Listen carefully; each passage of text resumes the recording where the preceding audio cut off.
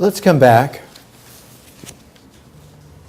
In the images that I put for the handouts of notes each week, for those that donate in some way to the Shared Presence Foundation, which oversees and encompasses all of my work, there's this mosaic of the three magi, which is in the cathedral at Ravenna. Interestingly enough, it's in Ravenna that Dante was banished out of Florence and went to, and a lot of the Divine Comedy and the Vita Nuova, the New Life, was written. These three magi were Persians. They were from Iran. Balthazar, Melchior, and Gaspar. And the cities in Iran where they are from are well known to those who are still able to read and to be able to research. And I have many times referred to them in previous presentations. The three magi brought three gifts: gold, frankincense, and myrrh. Notice that triads constantly are appearing, constantly, because the most stable initial form is a triangle. And the most stable form of the triangle is an equilateral triangle. 3 angles of 60 degrees each. The whole dimension of a triangle is always the sum of the degrees of the angle totaling 180. What is 180 degrees? Is a straight line of sphere. The plane of the diameter of a sphere would be a straight line, and as soon as you begin to have shapes one way or the other, you begin to have a triangulation that is even mathematical. It's the very basis of trigonometry. One has to be able to understand what things are and what they're for, and not be fooled into thinking that mica is gold. I remember as a boy of 8, we went to Knott's Berry Farm down in Orange County, south of LA. And in those days, you could go into a little streamlet, all the kids with their little pan and pan for gold, and get little specks and flecks of gold, and then they would put them in a little vial with some water and the flecks of gold, and you showed your mom and you showed your dad, I mined for gold. Now it's all about the big rides and the thrills and getting to the panic stage of this or that or the other, and oh, that's really dangerously fun. That's a Hasidic tale of apocalypse.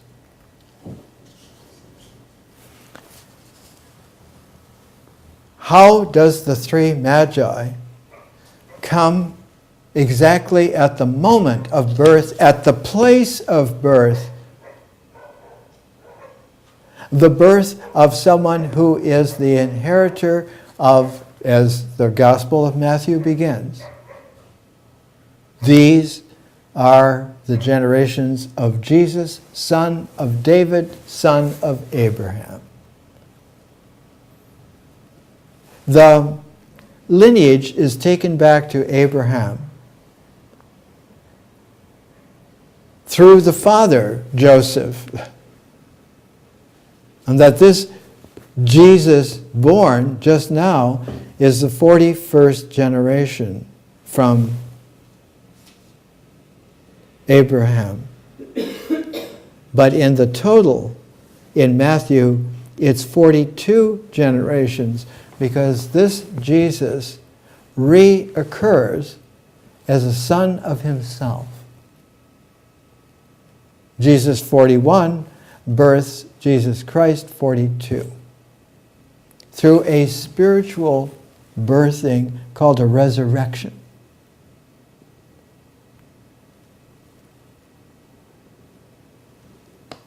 He has a father for that resurrection.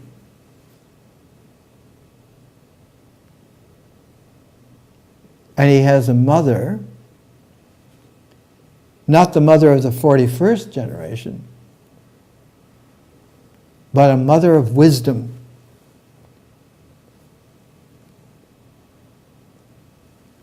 The counting in Matthew goes back to the time of Abraham, which is about 2000 BC, about 2,000 years before that birth, with the three magi and Joseph and Mary and the animals together.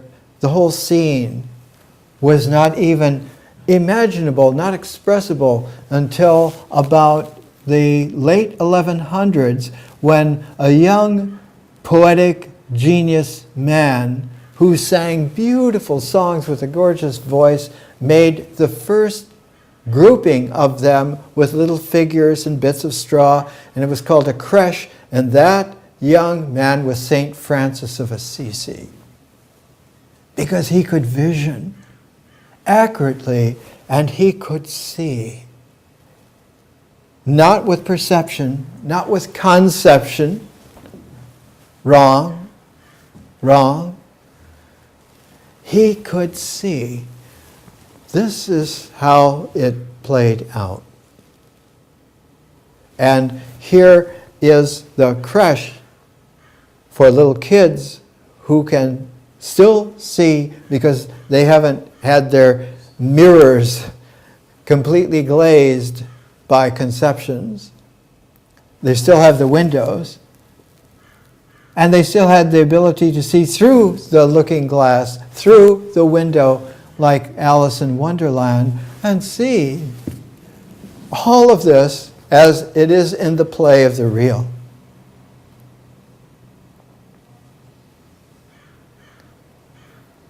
The Magi are descendants through vision from the original visioner, and that original visioner's name was Zarathustra. In his language, Avestan, his name is pronounced Zarathustra. Ustra is the camel, and Zarat is being the master of, being really good with. And somebody who's the master of camels comes from a family tradition who ran caravans over long enough distances by 2000 BC that they were going all the way from the area that is in Uzbekistan, Samarkand, all the way across all of the huge mountains, the Himalayas, the Pamirs, across the Gobi Desert, all the way into China. So that Zarathustra, who is a contemporary of Abraham, are a tunable pair of a great threshold that happened about 2000 BC. I call it a carrier wave because in physics that's what the acoustic, that's what the energy is called. It's a carrier wave. A carrier wave that has overtones and it has undertones in terms of tonality. But the undertone is really, in physics, a reference wave. So the carrier wave has a reference wave. That's why it can be calibrated in terms of its frequency. And it has overtones that are the capableness of the supra-connectiveness of it. And the word for that, the name for that, was given by Count Louis de Broglie, a great physicist in his time, in the late 1920s at the 7th Solvay Congress, Solvay Corporation in Brussels was sponsoring these physics meetings every year that they could. And Count Leo de Broglie called them pilot waves, based on the mathematics and the physics of a soliton. A pilot wave is a person who, like a soliton, does not lose their energy through time or space, but continues not just integrally, but continues realistically in terms of the energy carrier, so that what is carried is always that energy, it's always that time. And if the time is real, it is always a real, it's not a present that is real, it's a presence. It's the continuity of the non-present that is the presence of eternity. You've probably heard of that. And that life can not only be, quote, present in the world, but it can have presence in eternity. It's actually quite simple, but not hearable. When you're grasping to get and not having the open hands of a harmonic. At that birth, 6 months before, 2/3 of a birth cycle of 9 months, was born a relative, like a cousin to Jesus. His name was John the Baptist. John was his name, and he became very famous, even in his own time, as the baptizer. His mother was Elizabeth,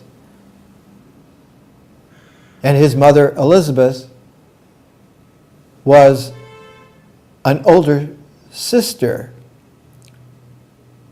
to the mother of Jesus, Mary, so that in a way Mary was the youngest sister and Elizabeth the oldest sister, so that John the Baptist was a cousin of Jesus. And this trait, and it is as deep as a trait, means that the cousins of Jesus also were very affine. They had a resonance that was collectible together as a harmonic. And we'll get to that.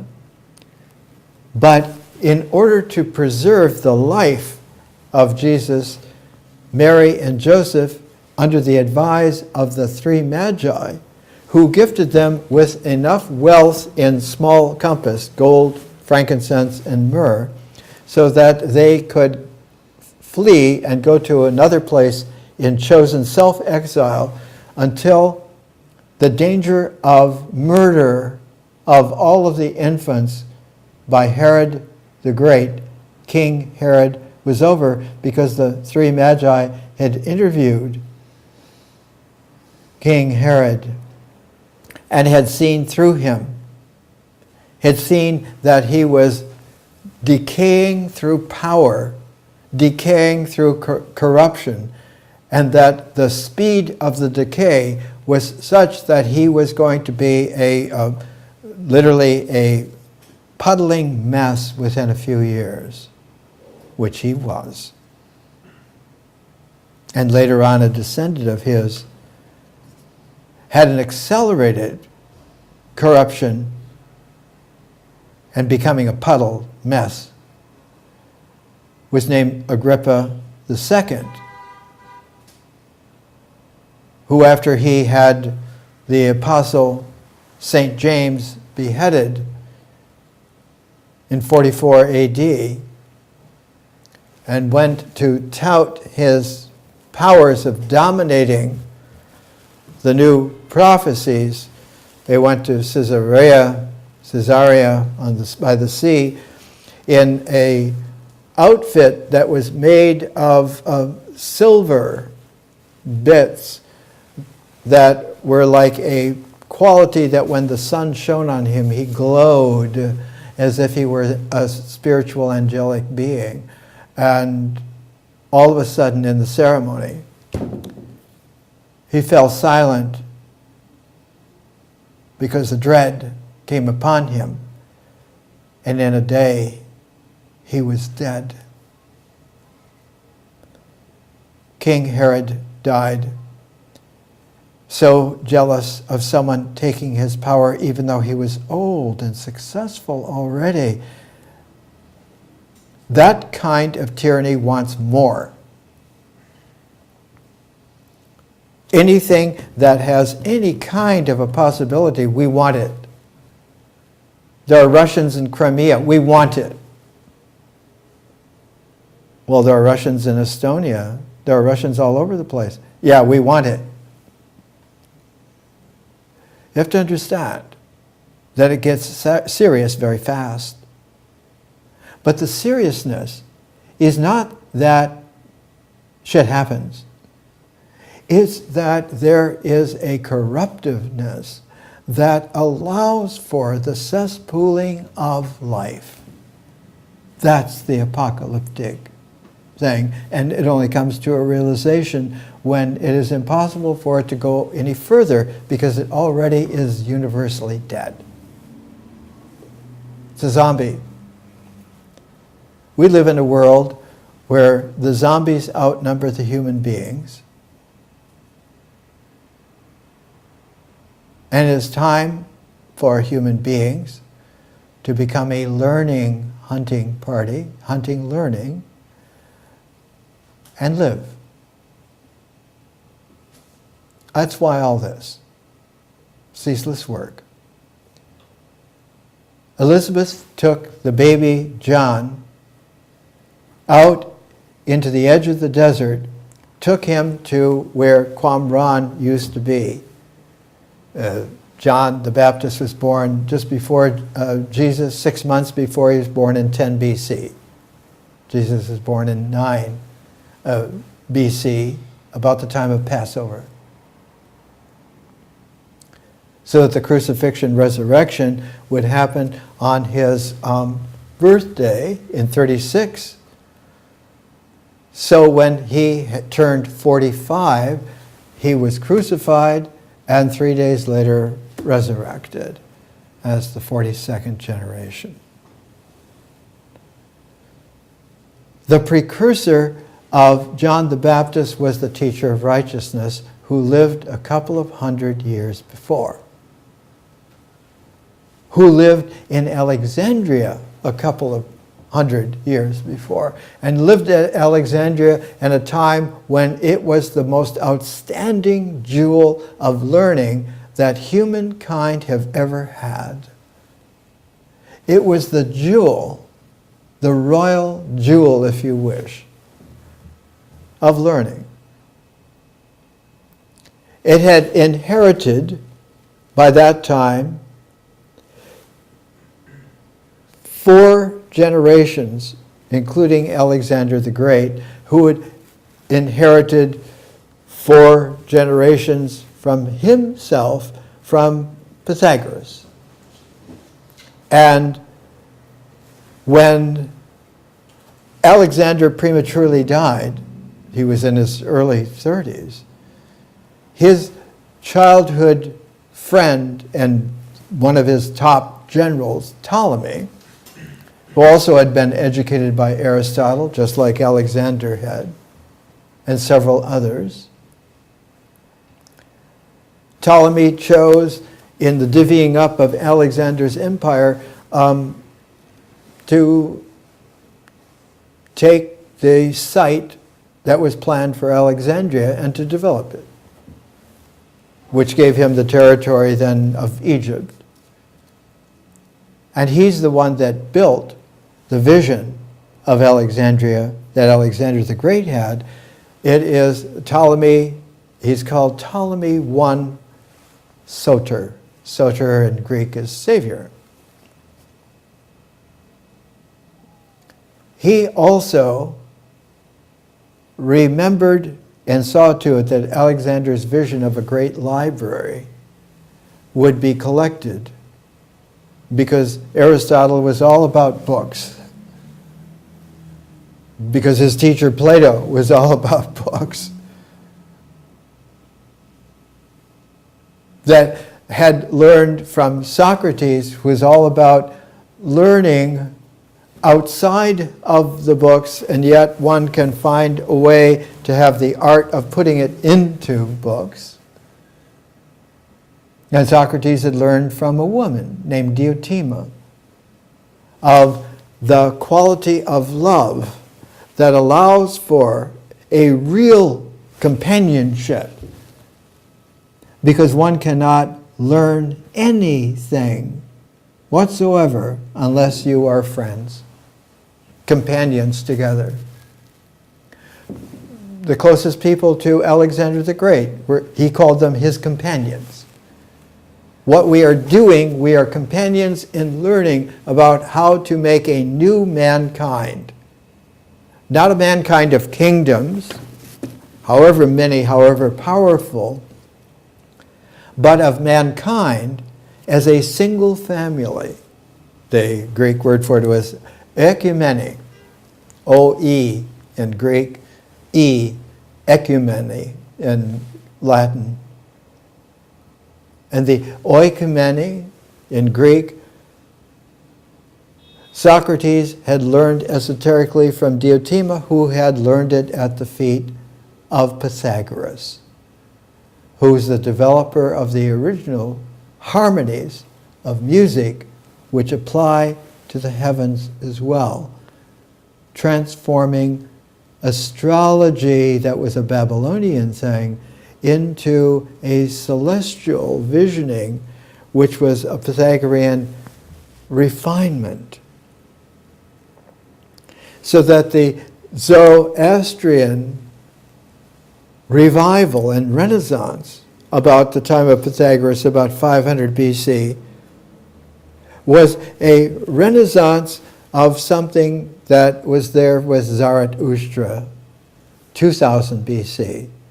So that one begins to see that there are segments of history, like phases of history, and one can learn to make an analytic that, as Pythagoras said, if you have a string that vibrates and you put a finger in the middle, you get two halves and you get a note which is a half of what the note would have been. And you can continue to do this by making a fret where the string or strings are, and by putting your finger where it is, you can begin to have notes that have a tonality.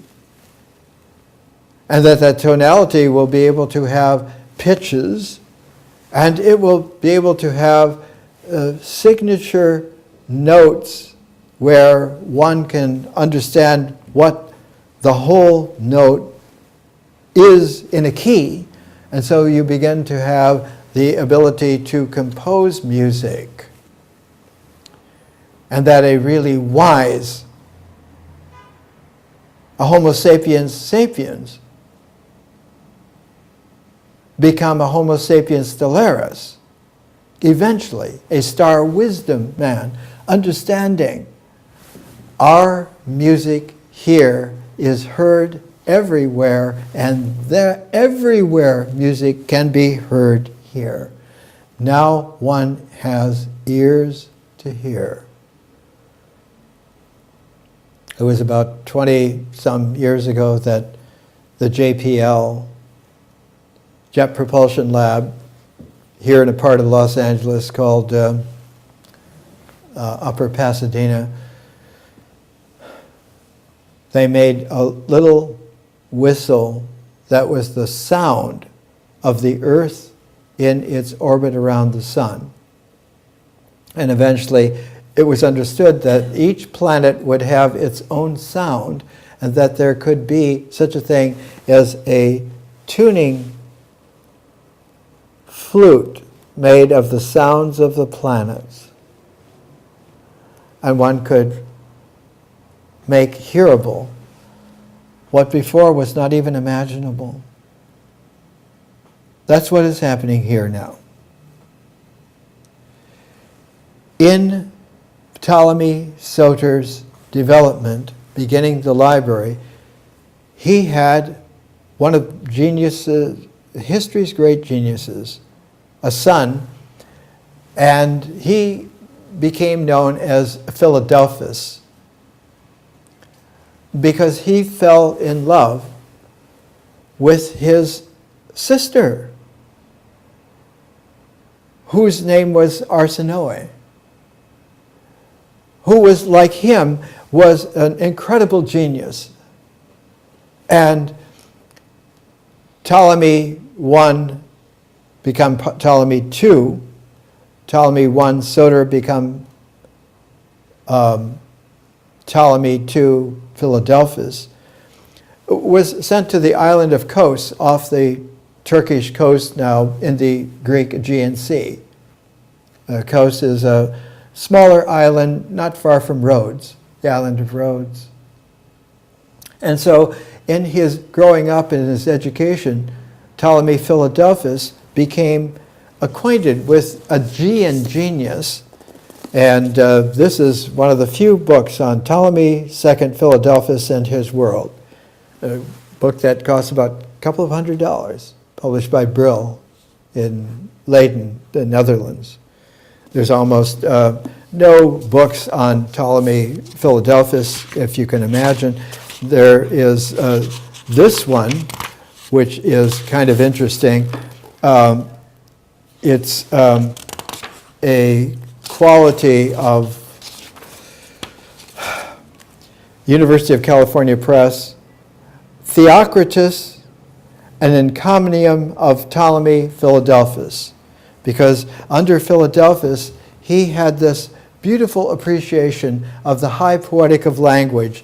And Theocritus, the Penguin Classics, publishes his Idylls. And his Idylls are brilliant pastoral poetry about the coming back not to nature as now an agricultural source of food, a farmland, but coming back to nature in its beauty. That the beautiful in nature gives us the landscape of aesthetic by which our person can emerge from old ideas of self, from old positions of individuality, and begin to participate in the flow of nature, in the ecology of nature, that it's not just cycles that repeat, but it is a continuity that spirals and develops. It both hones and it expands at the same time. A double chirality, a double helix of very special kind. It is the influence of Ptolemy Philadelphus that he recognized that one of the core seed triggers for what he was inheriting and going with was from Pythagoras, and he learned that it was Pythagoras' mother who was the poetic genius, the aesthetic beauty, literally in every word, who birthed and raised Pythagoras, who, when she fell in love with the father of Pythagoras, named Menasarchus, who ran a shipping company from the coastal city of Phoenicia called Tyre, ancient Tyre, the early Tyrrhenian seagoing things founded Carthage. They founded what became Marseille. They went through the Straits of Gibraltar out into the Atlantic and had trade routes as far down as Cameroons and all the way up into the reaches of Spain and into the coastal areas of France. When she came time to being married and to conceive, they went on their honeymoon to Delphi, where the Oracle of Delphi was. And so when she was conceived, she called herself by a new name, Pythias, in honor of the Pythian Apollo of Delphi. And her first son then was called Pythagoras, he of the Pythian Apollo of emanation. All this time, Ptolemy Philadelphus conveyed the energy of all of this to his son, Ptolemy III Euergetes in Greek. Euergetes means good doing, really good stuff. Euergetes married his sister named Arsinoe II. And just as he was trying to settle in, he fell in love with a woman named Berenice. And Berenice became the great Berenice II, because the original Berenice was the wife of Ptolemy I Soter. And so Berenice, too, this is the first book ever on her, just published by Oxford University Press. And the golden age of Ptolemaic Alexandria and Ptolemaic Egypt. Her golden age was the culmination of the library growing and growing until in their time, she was the poetic wisdom genius of Alexandria, where the library had 1 million volumes, scrolls, and had the population that was such a genius that it has powered Western civilization all the way through up to and into the Renaissance. And still today is being discovered for the first time. Berenice II was from Cyrenaica, which is next to Egypt on the coast, it's now Libya, of the Mediterranean Sea. And one of her fellow Cyrenaicans was named Callimachus, who was the greatest poet of that age, of that time, and he was also the director of the library of Alexandria. You have to understand that the overall structure of what was there was called the Museion. The Museion in Greek, in Latin it's called museum. And the Museum of Alexandria was the place where all of the things were brought, and the library was the learning adjunct to the Museion. Museion in Greek means the Temple of the Muses, the 9 muses, who are 9 muses that have resonances. And when they are collected, all 9, into a harmonic, the 10th harmonizes the 9 muses, and the 10th is Apollo. But Apollo has a sister who is able to convey at the same time as the 9 muses, the muse of history, the muse of epic, the muse of music, the muse of epic poetry, and so forth, all of the arts. Apollo makes a harmonic out of the arts. His sister Artemis, who does not marry, but she has all of mankind as the inheritor of her genius. She is the one that is able to nourish through a special high Dharma wisdom what the Apollonian wisdom of the integral is. And she is a master of the differential wisdom of the divine huntress, who doesn't hunt game, but hunts to teach how to hunt for the higher dimensions of things. And her great temple was in Ephesus, on the coast of the Aegean Sea opposite of Greece, what is the coast of Turkey today. And her temple was the largest temple in antiquity. It was more than 900 feet long. And it's that temple that later became dedicated in a switch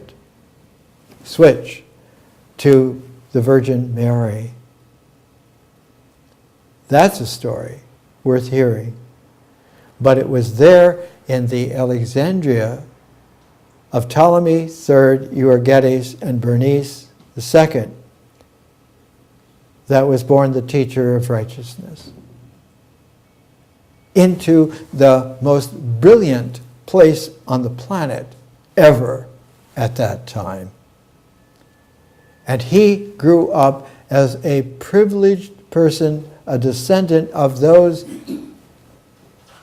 translators of the Bible, of the Torah and the prophets, and what would become the wisdom books, from Hebrew into Greek, that Ptolemy Philadelphus had brought originally. And the teacher of righteousness was born into a very special, high-class, very important literary translating tradition where the Greek and the Hebrew were understood as being a twinned pair because both languages manifested themselves as brilliant written languages at the same time from the same root. And their root was the ancient Phoenician quality of language that eventually became known as Syriac. So that the Psalms of King David in Hebrew are sung to a twin cousin, the hexagramic lines, the hexagonal lines, the hexameter lines of Homer, so that Homer and King David are a pair, 1000 BC. Just like Zarathustra and Abraham are a pair, 2000 BC. Just like Jesus and Mary Magdalene, who was raised in the Tyre of her age, coming to Alexandria about 8 AD. And it's in 8 AD that Ovid is banished to Constanza in the Black Sea, who had just finished his Metamorphoses, which is the great inspiration for Apuleius's Metamorphosis. And when we come next week, we'll see that in the midst of completing the Fasti, the calendar, Augustus Caesar began to understand the import, the immense import, that Ovid, if successful, would pull the plug on the Roman Empire. More next week.